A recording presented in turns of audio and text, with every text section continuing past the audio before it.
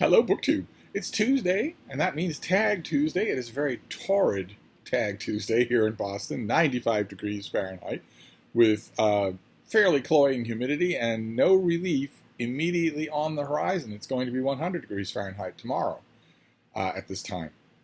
Relief is coming after that, and that gives all of this suffering. There's no other word for it. The dogs that are walking along the pavement are suffering. Their feet are burning. The birds that live in my hedges are suffering. They are standing there in the shadow of the porch, just with their beaks open, just panting. They're so overheated. But there's a sort of philosophical cast to it all because it is predicted very firmly to end. Even if I were to discount most commercial weather predictions, which I do, as soon as I learned that they were driven by clicks, I started discounting them. But even if I didn't do that, even if I were just looking at the raw data, there is a cold front coming Thursday, and this is Tuesday. So this is bad, but bearable, especially when you consider how much worse it is elsewhere, how much worse it is in the western half of the country, where it's been much worse than this for much longer with no end in sight. And there was a story going around online, you probably saw it yourself, the algorithm suggested it to me, about a couple of cities, I think in Pakistan, where the daytime high temperature gets up to the high 120s. And those stories are being brooded around not just because that is really brutal, but because that starts to reach the limits of human physiology. That starts to get you to the point where your body isn't able to perspire enough to cool you off. We're just going to start to cook. And the fact that this happens regularly in 2 cities now in 2021 means that in 2025 it will happen in 20 cities regularly. So it was a little bit sobering to see that story. But nevertheless, boiling hot weather or not, you will have no dramatic curtain blowing today because the windows are all closed to give the AC a chance to claw a foothold against this heat. Even though it's hot and torrid, it is Tag Tuesday. So I've got the iPad here. And apparently this audio-visual setup gets thumbs up from most of you. I have been having a tech-apocalypse here at Hyde Cottage lately, where all the technology that I use for anything, but also including the technology I use to film videos, has been revolting, it's been rebelling, it's been just crossing its arms and refusing to work, or working sporadically with unforeseen interruptions. And I've been, as a result, trying lots and lots of different combinations and just getting feedback from you, the people who are getting these things, to let me know.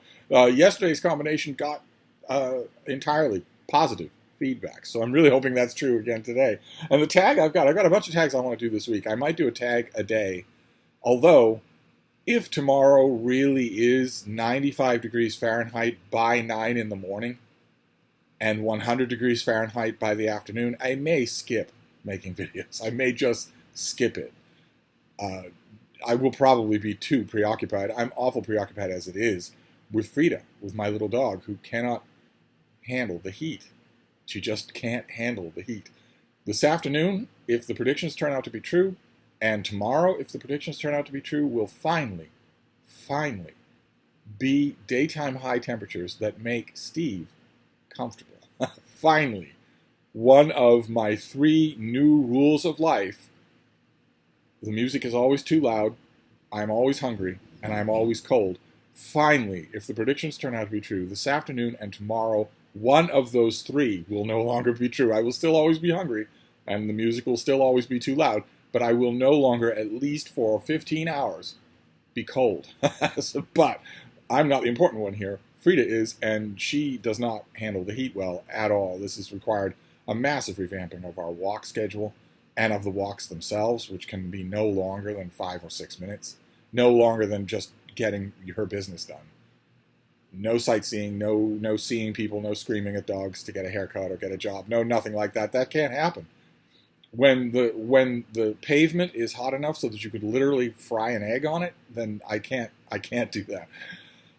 So maybe tomorrow we might give it a miss. If tomorrow's the hottest day of the year so far, if it beats even the day that Mark Richardson and I went to the Book Barn in Niantic, Connecticut, which was the hottest day on record until then for this year, if tomorrow beats that, then I may skip videos. You never know. Or maybe I could figure out a way to make videos in greater proximity to the AC unit, so that it's not overheating Frida to do, so it's not distressing her. I don't know how I would do that.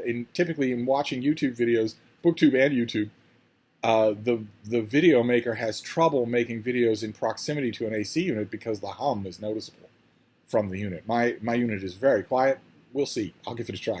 But one or another, we've got a tag today, and of all the tags that I want to do this week, this is the one that I like the most because it has the most momentum behind it.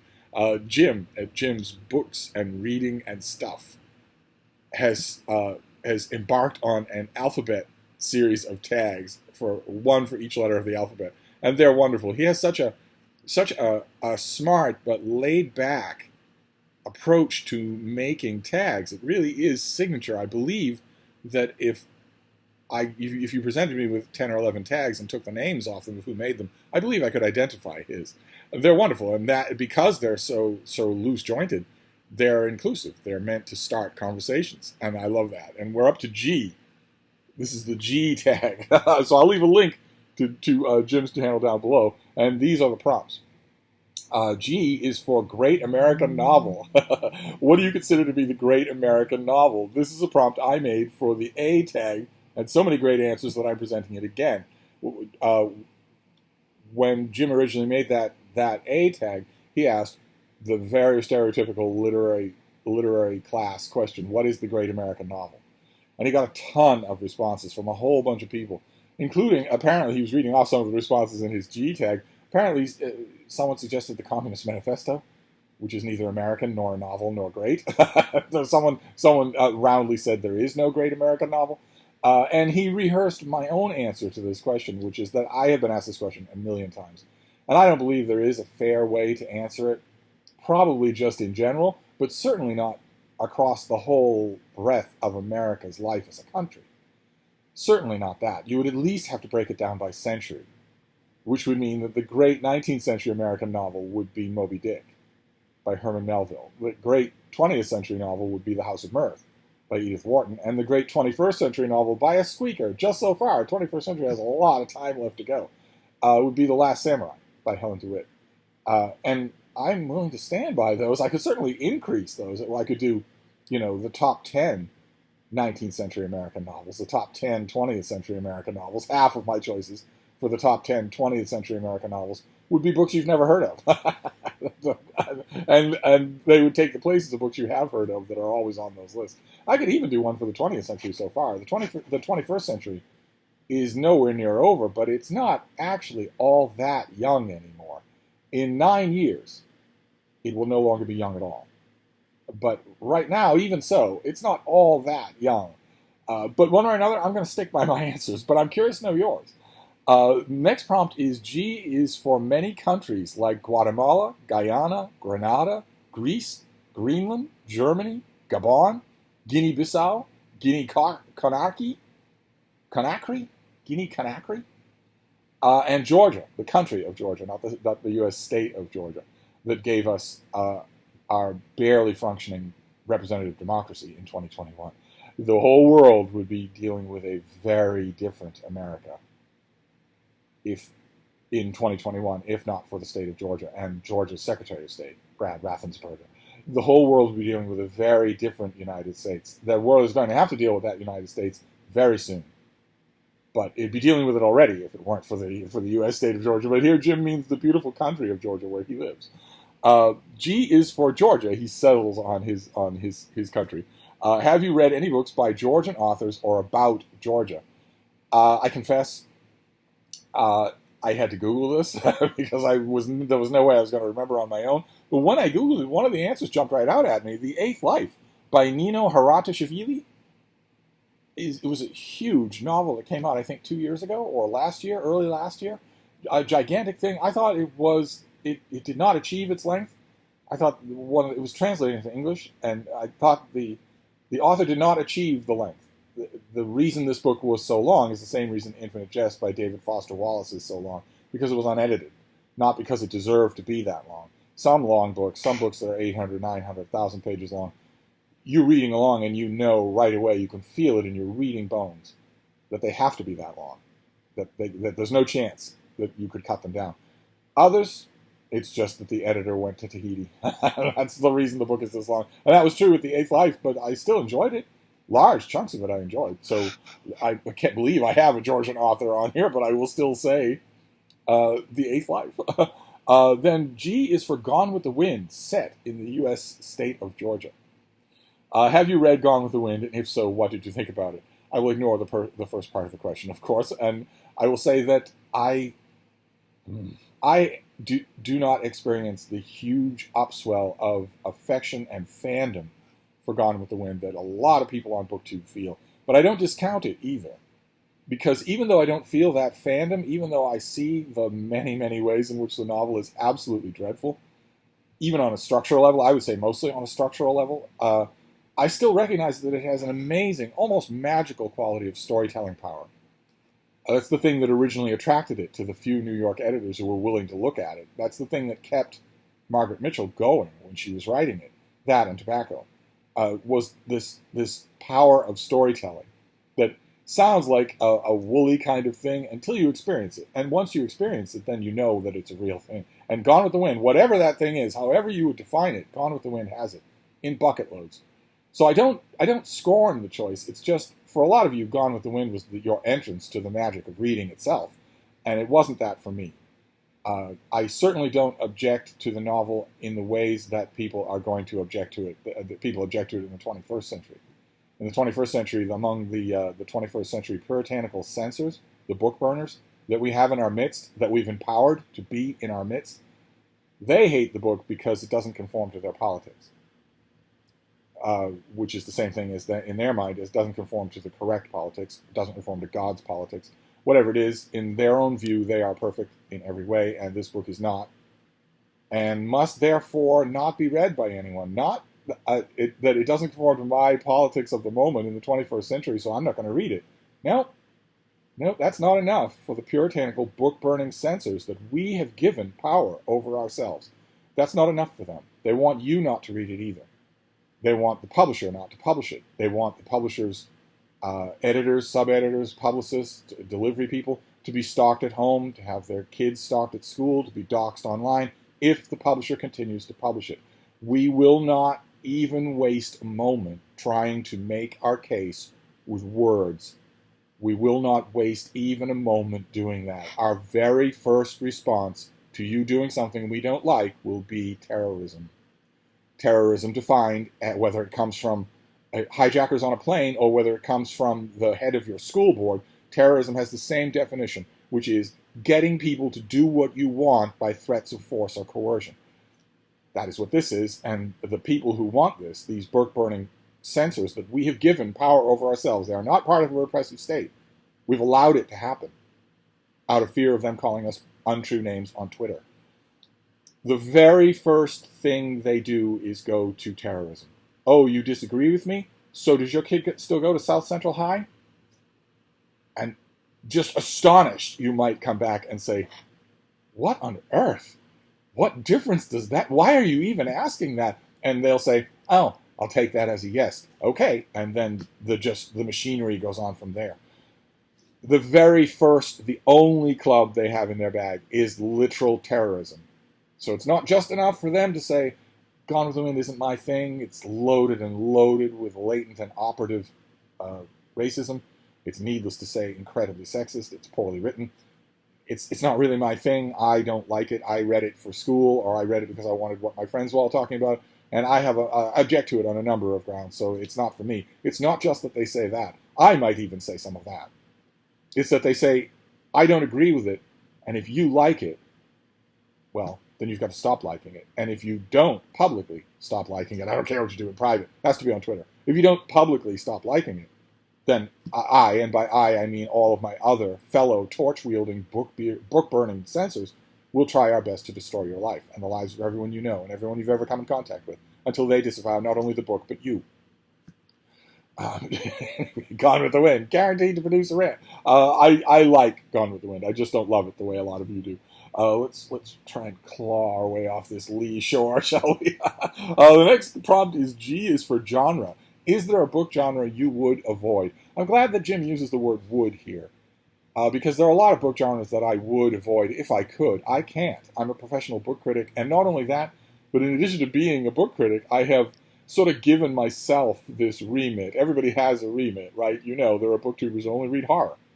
There are booktubers who love to read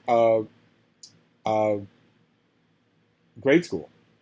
You know, they're adults, but they love to read YA or grade school books. They will read other things, but that is the sort of a remit that they give themselves. There are plenty of people on BookTube and off BookTube who only read science fiction and fantasy. Now, I would consider that to be a punishment, but even so, I limit my own reading to new releases in the American book market. In the 15 or 16 genres that I read, the only reason that I don't feel guilty about that is because 15 or 16 genres is more genres than a lot of people read. They might say they're okay with 15 or 16 genres, but they don't actively read in them, and I do. So, because of that, it's going to have to be would avoid. It's not will avoid. I don't avoid books. Even if I know I'm going to hate them, I don't avoid them. Even if I know ahead of time that they're going to drive me nuts, that they're going to ruin not only my day, but my week. Like, for instance, Victor Davis Hanson is a really nice guy, a really knowledgeable guy, and a really good historian, a military historian, not only of relatively modern times, gunpowder times, but also of the ancient world, a classicist. And a couple of years ago, he wrote a book called The Case for Trump. And I don't know what snooty in-law he's working out demons against. There is no way to intelligently make a case for Trump, and he doesn't in his book. His book is... I knew ahead of time when I saw that book on the list, and I saw who it was by, that it was going to toweringly anger me.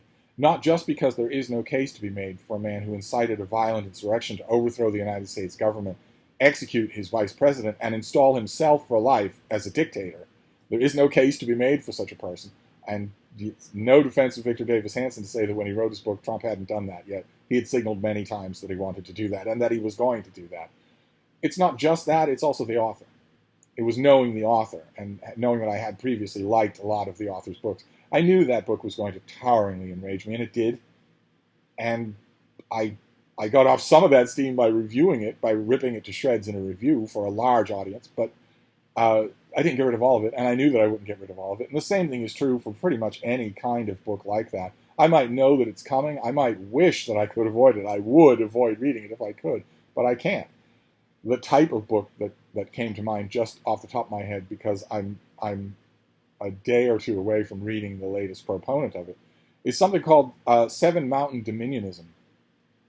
It's a branch of rabid KKK Christian nationalism, a branch of Catholic nationalism, but most Seven Mountain Dominionists don't see themselves as any way as a kind of Catholic group. It's a subsect of Christianity. It's much more powerful, much more widespread than people think. It's much more powerful. Its aim is to be powerful. It's a subset of Christianity that wants control of the United States government. Not in the hearts and minds of its opportunistic politicians like Ted Cruz, who is a total atheist. Ted Cruz, like Donald Trump, is an atheist. He never has a single religious impulse or thought at all, and he never goes to religious service when he's not being seen to do it. And yet, on the campaign trail, he said something completely un-American as it gets, which said, any man who doesn't start his morning on his knees isn't fit to lead this country. He didn't mean on his knees bowing the front half of his body onto a prayer rug towards Mecca. He didn't mean that. He meant Christian. And he doesn't do that. Of course, his own family will tell you that. He's an atheist. He doesn't believe in God or think about God in any way. Nevertheless, Seven Mountains Dominionism doesn't want just that kind of control. They want actual control. They want to change the United States, or in their opinion, change it back, into a Christian theocracy. And the seven mountains in the title are the seven aspects of life that they want to infiltrate people into in order to gain control of. Arts and entertainment, the news, the government and the military, social life, It's 7 different things. I haven't memorized them, but it's pretty much everything. It's pretty much all parts of life. And reading a new book, there's a new book that I'm going to be reading, and I wish I would, if I could, according to the wording of this, I would avoid it. But I can't. I have to read it. But boy, oh boy, is it going to boil my blood, because these people are not crackpots. A lot of them are. But a lot of them know exactly what they're doing and are working their way towards it, towards making this a theocracy, a Christian theocracy. And any of you Christians out there, if some part of your mind is thinking, well, that wouldn't be so bad, at least I'd be on the winning team. Before there was the United States American Revolution, before there was the United States Constitution, large parts of New England were Christian theocracies. Go and read what life was like there and see if you would like it. I guarantee you would not, winning side or not. So for right now, it's Christian dominionism. That is the genre, the subgenre that I would avoid if I could, but I can't, so I'm not going to. Although I should say, in reference to the last question, I made a note, and then I forgot it about Gone with the Wind, because I got going on a rant. Gone with the Wind is set in the United States, in the American state of Georgia, which is a beautiful state, and full of wonderful people, despite the fact that a lot of those people elected an open seditionist, a traitor, Marjorie Taylor Greene is her name. She's been stripped of all her committee assignments, but she should be executed for treason. She, I guarantee you, actively and incriminatedly helped the violent insurrectionists that stormed the Capitol on January 6th, that stormed and overran the capital of my country at the behest of the President of the United States. I guarantee you that when the facts come out, it will be revealed that she helped those people, and that she wanted them to kill people in the Capitol, that she wanted them to kill colleagues of hers that she goes to work with every day. Despite the fact that a large number of people in the state of Georgia here in the United States elected her to Congress when she shouldn't be even on a church board. She's just obviously insane and dangerous. She's not insane in the sense of, oh, well, I think I'm Napoleon Bonaparte. It's that she's the crazy kind of dangerous. She's the kind of dangerous that wants to hurt you, that wants to kill her opponents, hurt her opponents, imprison her opponents, just because God told her to. I don't know. She's Sarah Palin 2.0. One way or another, the state of Georgia here in the United States electoral system owes a great nod of gratitude to the state of Georgia. And also, I might point out, in this mess of response, the state of Georgia also has a new book section editor for a tiny print newspaper, Big Canoe News, in northern Georgia. Has a beautiful 2-page print section, not an art section. The book section is 2 pages, and I am its editor. So I will leave a link down below if you want to go and look at it. Big Canoe puts the whole paper online for free, but you can also get the physical printed paper, which is a beautiful thing. Their design people are incredible. And the printed paper is a beautiful thing. It's full color. It's tons and tons of news and opinions, editorials, pictures, and right there in the news section, a 2-page book section edited by yours truly. And for only $30 a year, you can get that once a month delivered to your doorstep. So I thought I'd mention that. We couldn't mention the state of Georgia without me putting in a pitch. Now could we? For the print newspaper, where I have the honor to be the book section editor. How wonderful. Didn't really think that would ever come my way again. Those jobs don't grow on trees. And it did. After all this time, it has happened to me again. But anyway, now we'll get off Georgia completely. And we'll move on to G is for Goodreads. If you use Goodreads, what are your statistics like? Books read, books want to read, average rating, book reviews written. And I have said many times on this channel that I should make better use of Goodreads than I do. I really should. I often rant about the star system and how dumb it is, how reductive it is. This isn't Yelp. If I want to know what you think about a book, I want to know what you think about a book. Not how you rate it star-wise. And if you want to know what I think about a book, you bloody well better not ask me what my star rating is.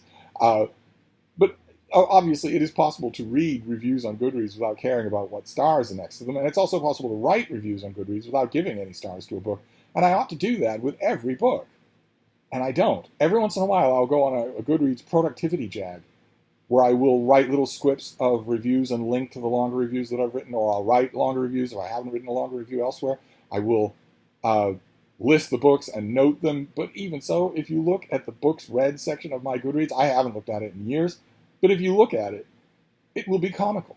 if you watch this channel, you already know I don't keep track of my reading on Goodreads. I know a lot of people use it for that, but I don't, and so my Goodreads is not an accurate reflection of my reading at all. I really should. Maybe this afternoon I will go on another Goodreads productivity jab and put a whole bunch of books up there and some comments on them and whatnot. Maybe I'll do that this afternoon. But as it is, I don't use it in the way that I should at all. It's where the readers are. And I know that. And I know that a lot of them love it, even when they hate it. So I ought to go there. I ought to be a presence there, and I'm not. That really should change. I said I would change that in 2018. I said I would change it in 2019 and 2020. Here it is, halfway through 2021. And boy, oh boy, what a passage of fire we're getting for the halfway point here. A heat wave in late June. I was walking the Bean this morning, 6:30 in the morning. The sunny parts of the street were already warm.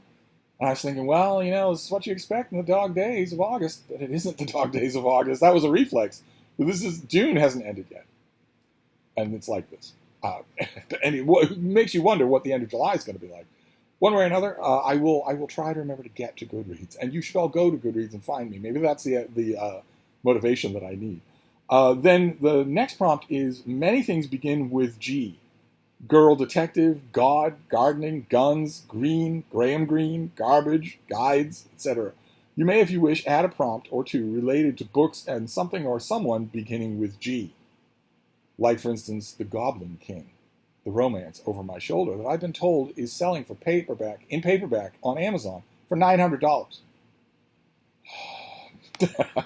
And also, I could also mention here God, as in God, a biography by the author Jack Miles, a wonderfully entertaining book where he takes the God of the Old Testament as a fictional character written by one person in a linear fashion and describes the changes in that person's personality over the course of the Hebrew Bible, which is totally ahistorical. It's totally aliterary. Jack Miles knows perfectly well that's not what the book is or how it was composed, but he makes a wonderful product out of it. And I could mention that book. I could mention God as he is reflected in the New Testament. Specifically the King James New Testament. The New Testament and Apocrypha of the King James Bible has a new paperback edition from Norton Critical Editions that has a blurb by me on the back right alongside Jack Miles.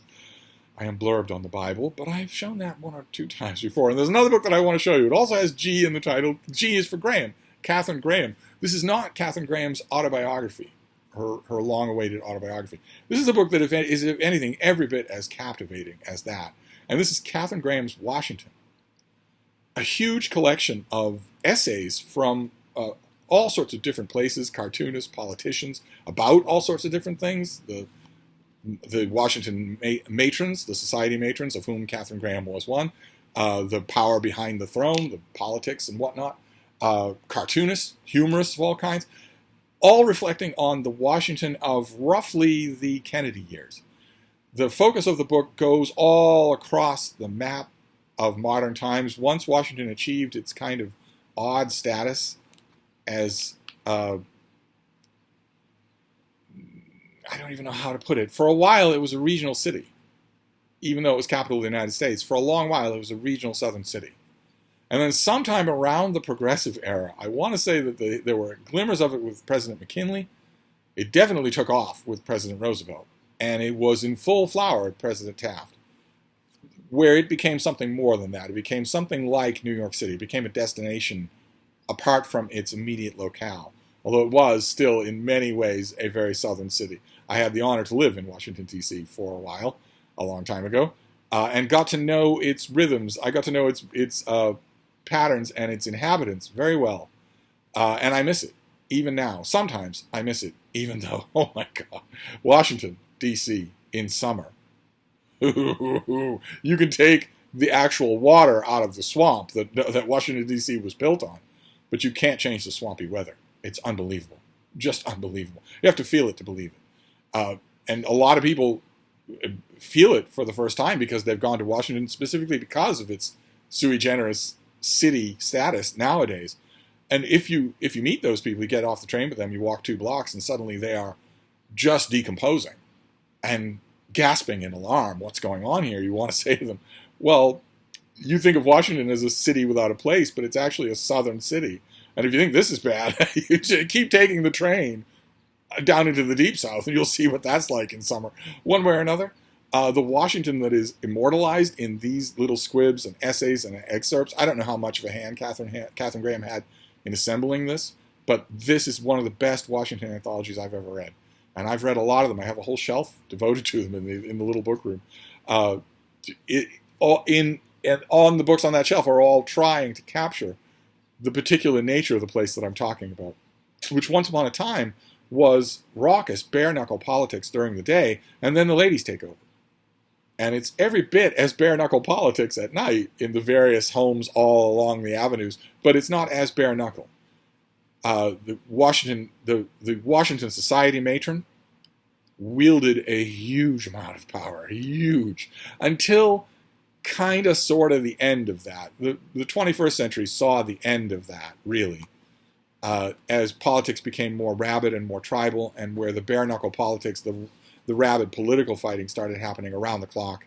And there was none of this punch clock, where Ronald Reagan and Tip O'Neill could be enemies politically all day long, but then they were both going to go to the same society matron's dinner party, on Madison Avenue or whatever at 8 that night, and have a blast.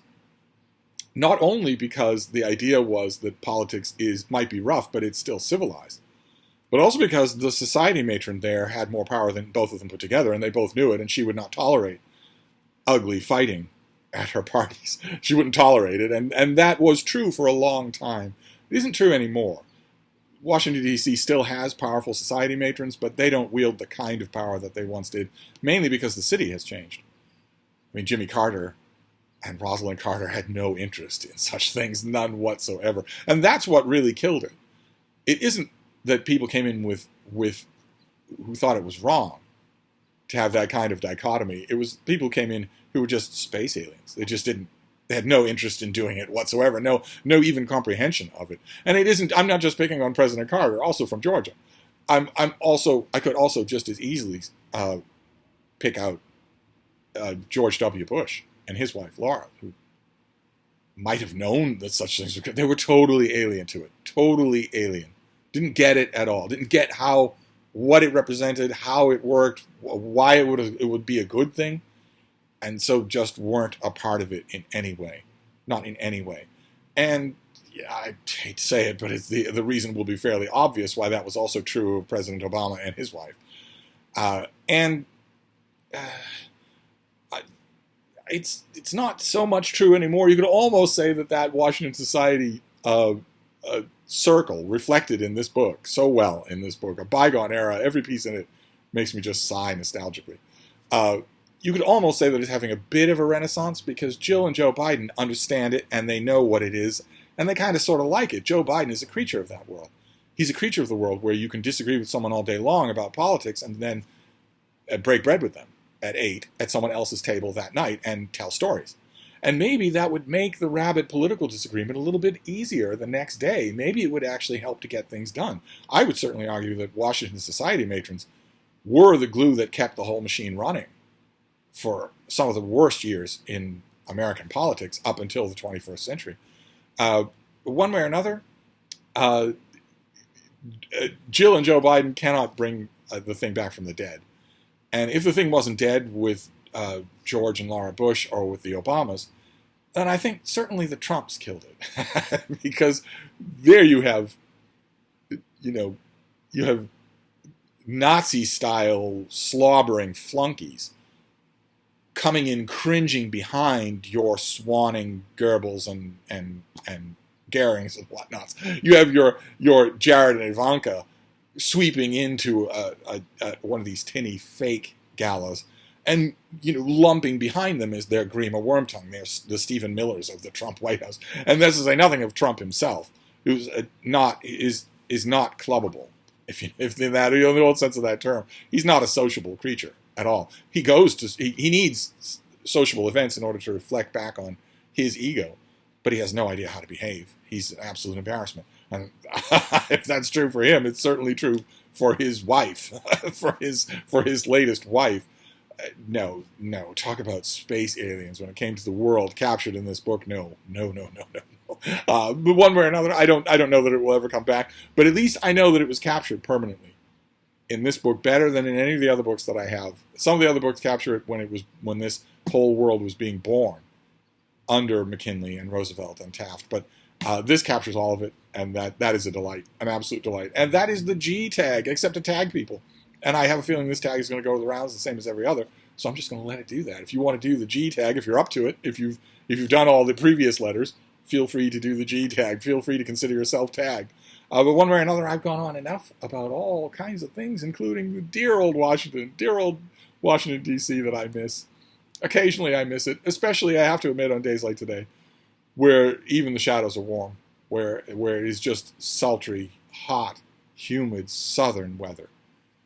In a part of the country that isn't accustomed to it, that doesn't have rhythms set up for it at all like Washington, D.C. does. So I remember those years that I was there, and I enjoyed them, but I'm not sure that I'd want to have little Frida there all the time in this weather. One way or another, I'm going to wrap it up, although now you can tell, if you couldn't already, you can tell from the G tag, I'm going to spend some time with this book. But that's all right. That's time well spent. So I'm going to wrap this up, but I will be back. Thank you, BookTube.